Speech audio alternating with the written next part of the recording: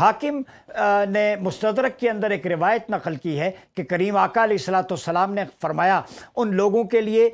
خوشبختی ہے، خوشخبری ہے جو دو دلہنوں میں رہتے ہیں۔ دو دلہنیں حضور نے دو بستیوں کو قرار دیا۔ یہ ناظرین غور سے سنیں، میرے مصطفیٰ نے جن دو شہروں کو دلہن قرار دیا، ایک غزہ ہے، ایک اسکلان ہے۔ تو یہ دو دلہنیں ہیں جنہیں حضور نے دلہن کا ٹائٹل دیا، فرمایا اس میں رہنے والوں کے لیے شادمانی اور خوشخبری ہے۔ تو مفکرین یہ لکھتے ہیں اس سے یہ مراد ہے کہ غزہ اور اسکلان والے قربانیاں دے کے حضور کی شادمانی اور خوشخبری کو جو ہے وہ حاصل کر رہے ہیں۔ باقی امت کا کیا بنے گا؟ غزہ والے تو کامیاب ہو گئے جانے دے کے، آج وہ open air graveyard, open air prison بن چکا ہے، وہاں پہ لوگ درختوں کی چھالیں کھانے پہ مجبور ہیں۔ ابراہم الائنس کی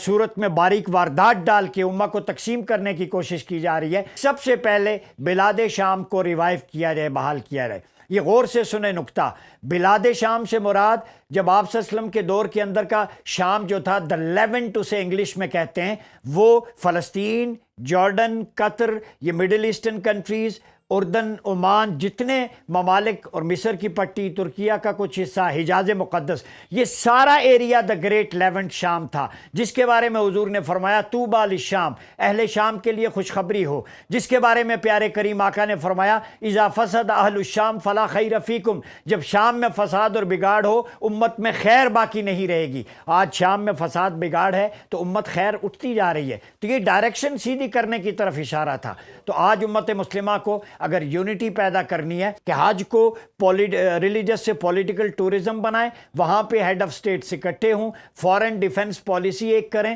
اپنی ایجوکیشن، کرنسی بے شک الگ ہو، 57 ٹیریٹوریل باؤنڈریز بھی ہوں، لا آف دا لینڈ ہو، لیکن میجر چیزیں تو اکٹھی کر سکتے ہیں کہ مسلم امہ اپنا آپس میں اکنامک کوآپریشن کرے، مشترکہ تجارتی منڈی ہو، آپس میں کلچرل ایکسچینج پروگرام ہوں، یہاں کے اسکالرز دوسرے ملکوں میں، وہاں کے یہاں ہیں، یہ یونیفیکیشن کی طرف ایک اہم قدم ہوگا۔